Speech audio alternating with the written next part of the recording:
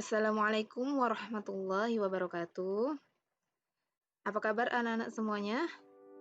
Semoga dimanapun kalian berada, kalian selalu tetap dalam lindungan Allah Subhanahu wa Ta'ala. Bertemu lagi dengan pembelajaran PAI hari ini. Untuk pembelajaran PAI hari ini di kelas 7, kita masih melanjutkan materi yang sudah Ustazah jelaskan di pekan lalu. Sebelum lebih lanjut kita pelajari materi hari ini, terlebih dahulu kita awali doa bersama. Berdoa dimulai.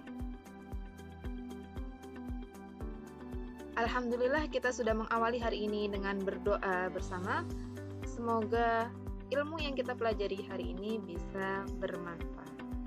Hari ini kita akan mempelajari tentang bab toharoh yang selanjutnya. Setelah kita mempelajari tentang wudhu dan tayamum, hari ini akan mempelajari tentang istinja dan mandi janabah. Apa itu istinja?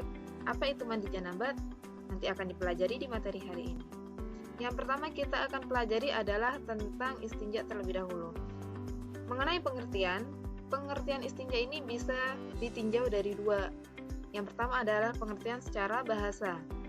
Pengertian secara bahasa, istinja berarti menghilangkan kotoran. Nah, sedangkan ditinjau yang kedua adalah dilihat dari istilah. Pengertian secara istilah, istinja adalah membersihkan apa-apa yang telah keluar dari kubul atau dubur dengan menggunakan air, batu, dan sejenisnya yang bersih dan suci. Nah, untuk yang sejenisnya ini apa aja? Apakah ada benda lain selain air dan batu? Ada, misalnya kertas, daun, ranting. Yang semua itu syaratnya adalah harus bersih dan suci. Nah, ini adalah pengertian dari istinja itu sendiri. Jadi pengertian istinja itu ada dua. Yang pertama secara bahasa dan yang kedua adalah secara istilah. Nah, untuk selanjutnya terkait istinja itu sendiri, sebenarnya istinja ini adalah hukumnya wajib, yaitu berdasarkan sebuah hadis yang diriwayatkan dari Aisyah radhiyallahu anha, bahwasanya Rasulullah SAW pernah bersabda, apabila seorang dari kalian pergi untuk buang hajat, maka bawalah 3 butir batu untuk membersihkan, karena sesungguhnya cukuplah batu itu untuk membersihkan. Jadi hukum istinja ini bagi setiap muslim atau setiap orang itu adalah wajib. Dilihat dari mana? Dilihat dari dalil yang sudah tercantum ini. Jadi dalil yang diriwayatkan dari Aisyah radhiyallahu anha. Nah, untuk selanjutnya adalah adab ketika kita buang air besar dan kecil. Apa saja adabnya yang perlu diperhatikan? Yang pertama adalah mencari tempat yang sepi bagi manusia. Mencari tempat yang sepi bagi manusia dan jauh dari penglihatan mereka. Sesuai dengan hadis yang diriwayatkan bahwa Rasulullah SAW hendak buang air besar, maka beliau pergi hingga tidak dilihat oleh siapapun. Hadis riwayat Abu Dawud dan Tirmidzi. Jadi, ketika saat itu, Rasul ketika mau buang air besar atau mau buang air kecil, mencari tempat yang sampai orang lain tidak melihat. Kalau misalnya kita ketika ada WC umum atau toilet, ya maka ketika kita di dalamnya tidak terlihat, itu sudah menjadi salah satu adab buang air besar dan kecil. Maksudnya di sini ketika mencari tempat yang sepi bagi manusia adalah ketika itu di tempat yang terlihat, misalnya ketika dalam perjalanan gitu ya. Kemudian ada keinginan untuk buang air besar dan kecil, namun di situ tidak ada toilet, misalnya di tengah hutan atau apa, maka carilah tempat yang jauh atau yang di situ tidak terlihat oleh manusia lain. Adab yang kedua adalah tidak membawa apa saja yang di dalamnya terdapat zikir kepada Allah Subhanahu wa Ta'ala. Karena dalam sebuah riwayat diterangkan bahwa Rasulullah SAW mengenakan cincin yang ada tulisannya Rasulullah, namun ketika mau masuk WC beliau melepaskannya. Hadis riwayat Tirmidzi. Jadi ketika kita mau masuk toilet, ketika mau masuk kamar mandi, maka jangan membawa benda apapun yang di dalamnya ada mengandung zikir untuk Allah dan zikir untuk Allah. Jadi kalau misalnya punya tas yang di dalam tas itu ada Quran, maka jangan dibawa masuk ke dalam toilet, ke dalam WC. Adab yang ketiga yaitu masuk toilet atau WC menggunakan kaki kiri sembari berdoa. Jadi ketika mau masuk kamar mandi, adabnya adalah mendahulukan kaki kiri sambil berdoa. Nah, kemudian adabnya ketika keluar pun sama, yaitu mendahulukan kaki kanan dan juga jangan lupa berdoa. Sesungguhnya aku berlindung kepadamu dari godaan setan laki-laki dan setan perempuan. Itu adalah doa ketika kita mau masuk kamar mandi. Pun juga kalau ketika kita mau keluar kamar mandi, ada doanya, yaitu aku memohon kepadamu. Itu adalah adab-adab ketika mau masuk kamar mandi dan keluar kamar mandi. Yang selanjutnya adalah tidak menghadap kiblat atau membelakangi ketika buang air kecil atau besar. Makanya biasanya kalau seseorang yang sudah paham ketika mau bangun atau membuat toilet atau WC, biasanya disetting atau diatur untuk tidak menghadap kiblat atau membelakangi. Sehingga ketika orang mau buang air besar atau kecil, jadi tidak menghadap kiblat. Hadis yang menjelaskan tentang ini adalah janganlah kamu menghadap kiblat dan jangan kamu membelakanginya ketika buang air besar maupun buang air kecil. Hadis ini diriwayatkan oleh muttafaqun alaih. Ya.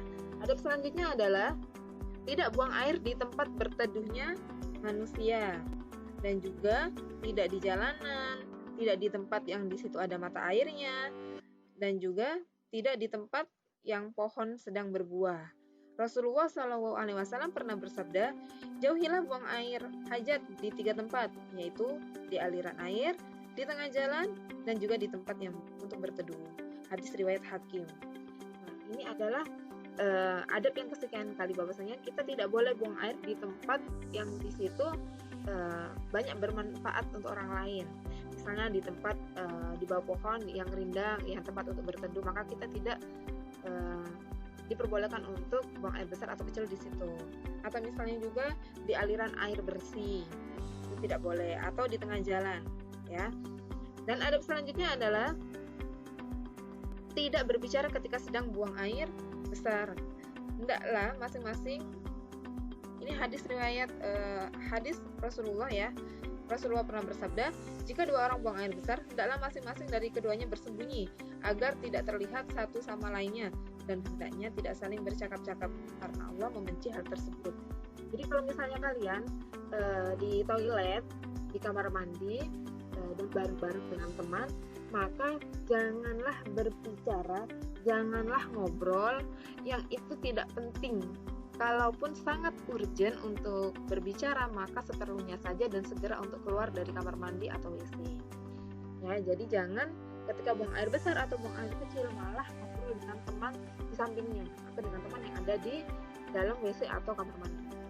Nah, ini adalah beberapa adab ketika buang air besar dan kecil.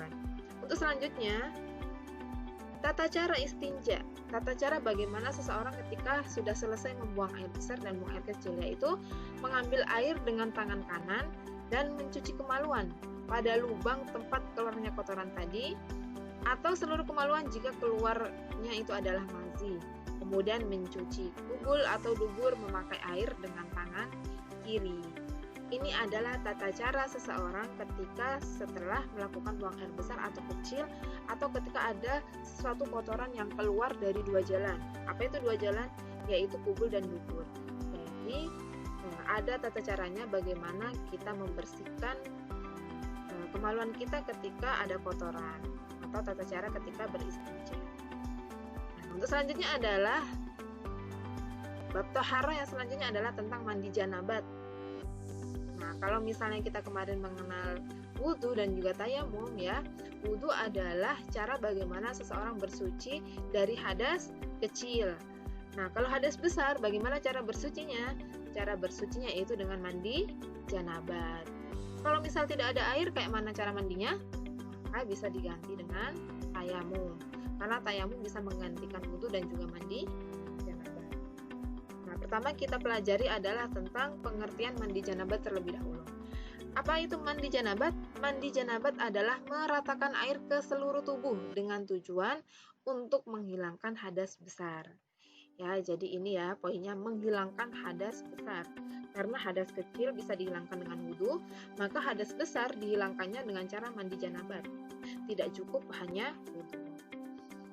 Selanjutnya adalah hal apa saja yang mewajibkan seseorang untuk mandi janabat. kondisi apa saja sih yang membuat seseorang itu harus mandi janabat? Yang pertama adalah keluar mani dengan syahwat. Ini yang pertama. Yang kedua yaitu ketika bersetubuh atau jima. Nah, ini berarti bagi seseorang yang sudah diperbolehkan ya. Yang selanjutnya adalah ketika kondisi meninggal. Apakah orang meninggal mandi sendiri? Tentunya tidak ya. Maka seseorang yang sudah meninggal itu tetap harus mandi janabat. Caranya yaitu dengan dimandikan oleh orang lain atau keluarganya yang paham. Yang keempat adalah ketika haid. Jadi setiap seorang muslimah atau perempuan ketika haidnya sudah selesai, maka diwajibkan untuk mandi janabat terlebih dahulu sebelum melaksanakan ibadah. Yang selanjutnya adalah nifas. Nah, nifas ini berlaku bagi seseorang yang setelah melaksanakan atau setelah usai dari melahirkan. Maka biasanya ada masa nifas, yaitu sekitar 40 hari. Nah, setelah nifas itu selesai, maka perempuan tersebut wajib untuk mandi janabat. Dan yang terakhir adalah mu'alas. Ketika ada seseorang yang baru saja masuk Islam, maka untuk menyempurnakan ibadahnya, terlebih dahulu dia diwajibkan untuk mandi janabat. Atau mandi janabat ini biasanya sering disebut juga dengan mandi wajib. Ini adalah kondisi-kondisi seseorang yang diwajibkan untuk kemudian mandi janabat. Yang selanjutnya adalah bagaimana tata cara mandi janabat itu sendiri. Yang pertama adalah didahului dengan berniat. Berniat ini cukup di dalam hati, jadi tidak harus dilafalkan. Yang kedua adalah membasuh kedua tangan terlebih dahulu. Seperti ketika kita mau wudhu ya, yang pertama adalah membasuh kedua tangan. Yang selanjutnya adalah membasuh kemaluan dengan tangan kiri. Dan yang keempat adalah berwudhu terlebih dahulu. Ini sunnahnya ketika kita mau melaksanakan mandi janabat. Setelah berwudhu kemudian membasuh kepala hingga merata ke seluruh sampai ke kaki. Nah, ini adalah cara yang kelima. Yang selanjutnya adalah membasuh seluruh badan. Jadi dari ujung rambut sampai ujung kaki semua merata. Mandi diniatkan untuk membersihkan hadas besar. Ini adalah tata cara dalam melaksanakan mandi janabat. Nah, untuk selanjutnya terkait hari ini, apakah ada tugas? Nah, sebelum ke tugas, bab toharoh mulai dari wudhu, tayamum, mandi janabat, dan juga istinja sudah Ustazah jelaskan. Sebagian sudah Ustazah jelaskan di pekan lalu dan sebagiannya sudah Ustazah jelaskan hari ini. Maka selanjutnya hari ini nanti akan ada tugas. Tugasnya ini materinya tentang mulai dari wudhu, mulai dari tayamum, istinja sampai mandi janabat. Jadi silahkan dipahami terlebih dahulu semua materi yang sudah Ustazah jelaskan. Jikalau nanti misalnya ada yang masih belum dipahami, silahkan dibuka bukunya, buku PAI-nya. Nanti bisa dibaca ulang lagi untuk bukunya dan juga bisa dipahami video yang sudah Ustazah sharekan. Kalau masih belum paham, nanti silahkan bisa bertanya ke Ustazah. Nanti Ustazah akan bantu menjelaskan ulang terkait materi bab toharoh. Tugasnya nanti akan Ustazah share lewat e-learning. Silahkan dikerjakan. Maksimal dikerjakan sampai 3 hari ke depan. Jadi kerjakan baik-baik, teliti, sehingga nanti bisa mendapatkan nilai yang memuaskan. Itu materi hari ini dari Ustazah. Semoga bermanfaat. Assalamualaikum warahmatullahi wabarakatuh.